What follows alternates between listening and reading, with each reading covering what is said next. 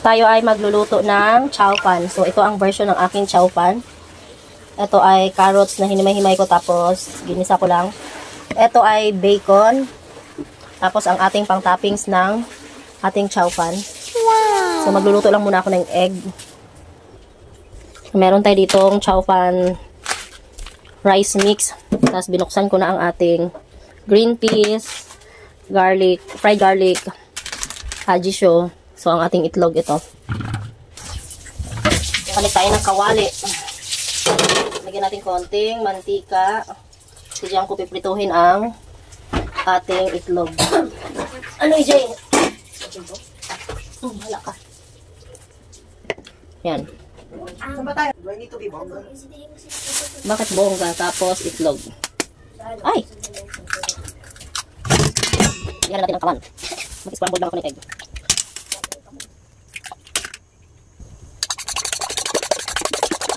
And, lagay na natin ang itlog.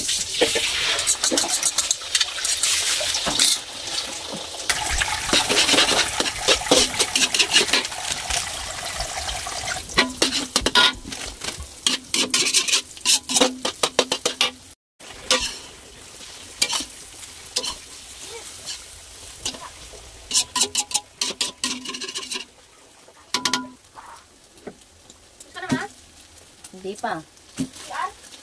Oh. Si Clover, bihisan mo muna ng damit ng ano yan. Na pambahay. Mamaya na magbihis yan pag aalis na tayo. Na. Oh. Ngayon ako. Mabango ka na? Sobrang bango nga. So, hahaluin na natin, guys.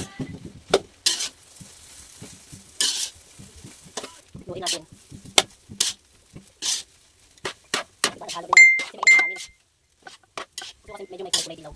At saka mas mabango. Pag may margarine. Tinikman ko yung carrot. Tinikman mo yung carrots? Opo. Para yan dito lang ka chow pan mama. Ayan. Tapos ngayon guys ay add natin ang bacon. Bacon ay hindi ham pala ito na pinarito ko, hindi siya bacon. Hagis lang. Mahina lang yung apoy. Ang hotdog.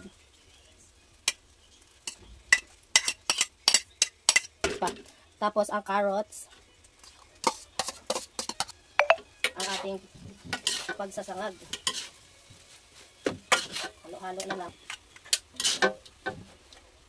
And then, i-add na natin to guys. So, ganito lang ang laman yan. Ang ating ano pala. Ito. Hindi natin ubusin. Masyadong marami.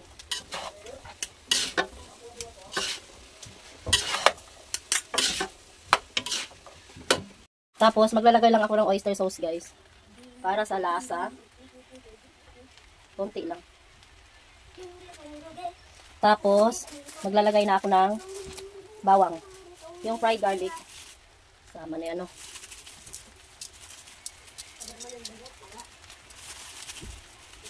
Mekos-mekos again. Ayan na, luto na ang ating chow pan rice. Ito na guys, napak ko na yung ating chow pan rice.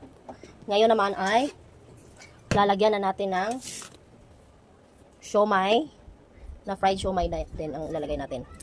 So hindi ko alam kung tig-ilan. 4 siguro, no?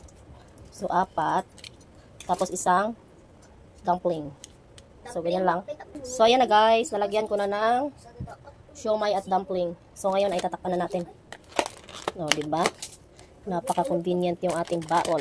Ito sa akin yun. Okay. Ito lang pagkain natin. 1, 2, 3, 4, 5, 6, 7, 8, 9, 10.